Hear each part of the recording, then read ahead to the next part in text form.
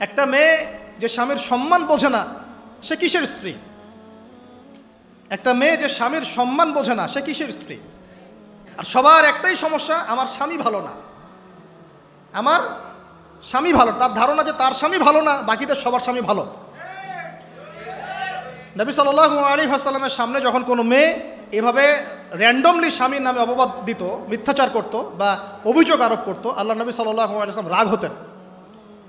সে আপনার ভরণ পোষণ দেয়, আপনাকে খাওয়ায়, আপনাকে পড়ায়, আপনার সিকিউরিটি দেয়, আপনার সম্মান রক্ষা করে, সারাটা জীবন আপনার জন্য একদম তেজপাতা বানায় ফেলে দিল, এখন বলছেন স্বামী ভালো না।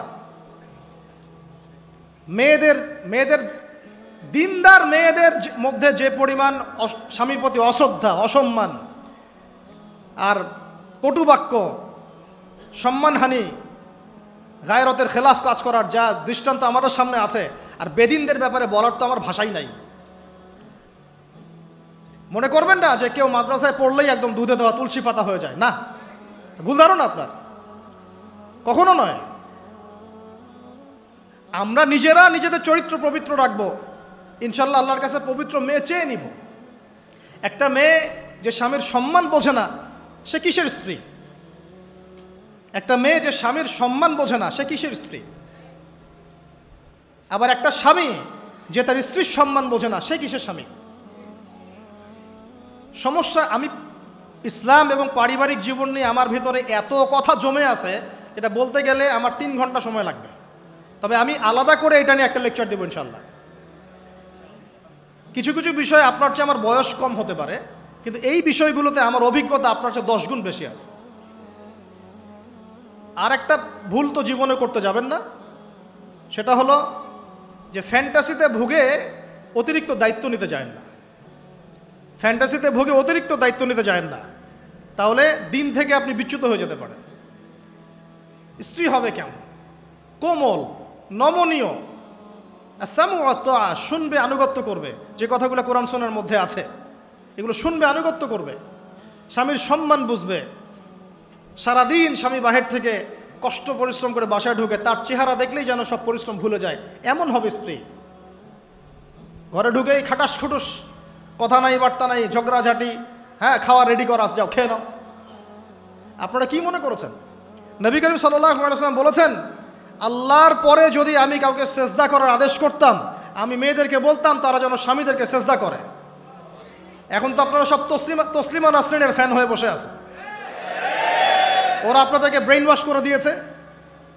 সব ক্ষেত্রে সমান অধিকারের কথা আপনাকে কে বলেছে? কোন কোন ক্ষেত্রে আপনাকে অগ্রাধিকার দেওয়া হয়েছে। আপনি খুঁজছেন সমান অধিকার, আর ইসলাম দিয়েছে অগ্রাধিকার। কত বোকা আপনি, কোন কমন সেন্স নাই, ননসেন্স। বাসায় ঘরে ঘরে প্রবলেমসগুলো চলতেছে, ঘরে ঘরে। কেন এত বেসবর? কেন এত আনুগত্যহীনতা? কেন? কথা শুনতে হবে, মানতে হবে, বিশ্বাস করতে হবে। সম্পর্ক শুধু ভালোবাসার বলে টিকে থাকে না, সম্পর্ক টিকে থাকে একে অপরের বিশ্বাসের ফলে, একে অপরের শ্রদ্ধাবোধের উপরে, একে অপরের সম্মান বোধশক্তির উপরে, এগুলোর উপর সম্পর্ক টিকে থাকে। সৌন্দর্য, ভালোবাসা তো আজ আছে কাল নাই। বিশ্বাস, রেসপন্সিবিলিটি, সবর, ইতাআত, এগুলোর উপর সম্পর্ক টিকে থাকে। তখন ভালোবাসা এত লম্বা হয় যে দেখেন অনেক চাচা চাচিরা আছে এখনো, বৈবাহিক সম্পর্ক হচ্ছে 40 বছর, এখন পর্যন্ত কোনোদিন ঝগড়া লাগে নাই। এমনকি ওই চাচিকে আপনি বলেন যে বাসার থেকে অন্য জায়গায় থাকতে, ও স্বামী মরে গেলেও ওই স্বামীর ভিটা ছাড়তে রাজি না, বলছে না আমি আমার এই স্বামীর ভিটা ছাড়তে রাজি নই। এই তো 40 বছর আগের জেনারেশনটাকে আপনি দেখেন, আর এখনকার মেয়েদের জেনারেশনটাকে আপনি দেখেন, কিসের সেকুলার ঘরের মেয়ে আর কিসের মাদ্রাসার মেয়ে, সবই একই অবস্থা। ইল্লা মাশাআল্লাহ, ইল্লা মাশাআল্লাহ। এখন এগুলোর ফলশ্রুতিতে যখন দেখা যাবে যে কনফ্লিক্ট তৈরি হচ্ছে, তখন আবার দেখা যাবে কি আইন কানুন সমাজ পরিবেশ সব মেয়েদের পক্ষে, দিন শেষে আপনি দোষী হয়ে যাবেন, দিন শেষে দোষটা আপনার ঘাড়ে এসে পড়বে। মানে সমস্যা ক্রিয়েট হতে হতে হতে হতে এমন একটা জায়গায় যাবে যে তখন আপনি রিয়্যাক্ট না করে থাকতে পারবেন না। তখন যদি আপনি কোনো রিয়্যাক্ট করে ফেলেন, সব দোষটা তখন আপনার ঘাড়ে গিয়ে পড়বে। এভাবে আস্তে আস্তে পরিবারগুলো ভেঙে যাচ্ছে। ভালো লাগছে না, আল্লাহ পাকের নেয়ামত ভালো লাগছে না। আর যারা দিনদার, যে স্বামীরা দিনদার, পরহেজগার, মোত্তাকি এবং দ্বীনের পথের পথিক, তাদের জন্য স্ত্রীদের ভূমিকা কেমন হওয়া উচিত? স্বামীকে স্পেস দিতে হবে, তার মাথাটাকে ঠান্ডা রাখতে হবে, তাকে আল্লাহর জন্য ওয়াকফ করে দেওয়া লাগবে যে আমার স্বামী আল্লাহর জন্য, আমার স্বামী উম্মতের সম্পদ, তার যেন কোনো পেরেশানি না হয়, তাকে যেন এক গ্লাস পানিও ঢেলে খেতে না হয়, সে ওই টাইমটা যেন আল্লাহর দিকে দিতে পারে। এতে আমিও জান্নাতে যাব, সেও জান্নাতে যাবে ইনশাআল্লাহ। পরিবারগুলো এইভাবে হচ্ছে না। কিছু কিছু বিষয় আমি নিজেও খুব ফেড আপ। আবার অনেক সময় আমরা যারা আছে, আমরা আবার স্ত্রীদের উপর অনেক বেশি কঠোর হয়ে যাই। এত বেশি কঠোরতা দিয়েও আসলে পরিবারকে শক্ত করা যাবে না। নরম হতে হবে, সবর করতে হবে, ধৈর্য ধরতে হবে, তবে সব কিছুর একটা সীমা আছে। ওই সীমা অতিক্রম করে গেলে তখন কি আর করার? তখন আসহাবুল কাহাফ হয়ে যেতে হবে। আসহাবুল কাহাফ, নিজের কবরের ফিকির নিজে করি, নিজের পথ নিজে বুঝি, কিছু করার নাই। তো যেখান থেকে এখানে আসছি ভাই, আমি অনেক লম্বা সময় নিয়ে ফেলতেছি, আপনারা কি বিরক্ত হচ্ছেন? আচ্ছা, এই যে আল্লাহর সৃষ্টিকে বিকৃত করা, এই যে আমি আপনাকে জেনারেশনের ক্রমবর্ধমান অধঃপতন দেখাচ্ছিলাম। প্রিয় ভাইরা, জাহেলিয়াত থেকে এতদূর পর্যন্ত এসেছি, এখন আমি আস্তে আস্তে খালি শেষ করে দিব, জাস্ট পয়েন্টগুলো মিলিয়ে নেন। ওই শিরক এখনকার বিশ্বে আছে কি নাই বলেন? আমি একটা একটা করে বলছিলাম যে আপনার এডুকেশন, আপনার ইকোনমি, আপনার পলিটিক্স, ওয়ার্ল্ড অ্যাফেয়ার্স এবং সংস্কৃতি, এই প্রত্যেকটা সেক্টরেই সেই শিরক এখনও বিরাজমান আছে। এবং কোনো কোনো ক্ষেত্রে ধর্মের মধ্যেও সেই শিরকটা বিরাজমান আছে। অনেক মুসলমান কবর পূজা করে, অনেকে মাজার পূজা করে, অনেকে দেখা যায় যে তাকদীরকে অস্বীকার করে। অনেক মুসলমান আছে আল্লাহর হালালকে হারাম করে নিচ্ছেন, হারামকে হালাল করে নিচ্ছেন। টিয়া পাখি দিয়ে ভাগ্য পরীক্ষা করেন, আংটি পরেছেন একটা, মনে করেন যে এটার মধ্য দিয়ে আমার রোগ ভালো হয়ে যাবে। এই একটা বালা পরেছেন, ভয়ে ভয়ে খোলেন না, কেন? খুললে পরে যদি আমার কোনো অকল্যাণ হয়। এটা শিরক, শিরক না এগুলা? এই যে টিয়া পাখি কিছু উদ্বোধন করতে যান, পায়রা উড়াই দিচ্ছেন, শুভ, ওর মধ্যে কিছু শুভ? ওটা কি শুভের লক্ষণ? আপনি জন্মদিন পালন করেন, বলেন শুভ জন্মদিন, কে জানে ওই দিনটা আপনার জন্য শুভ না অশুভ? এরকম হাজার হাজার শিরক আছে, আমি বলতে গেলে অনেক সময় চলে যাবে, ওইদিকে বাদ দেন। প্রত্যেকটা ডিপার্টমেন্টে শিরক আছে। কিতাবুত তাওহীদ বইটা পড়ে নিয়েন। কোন কিতাব? কিতাবুত তাওহীদ।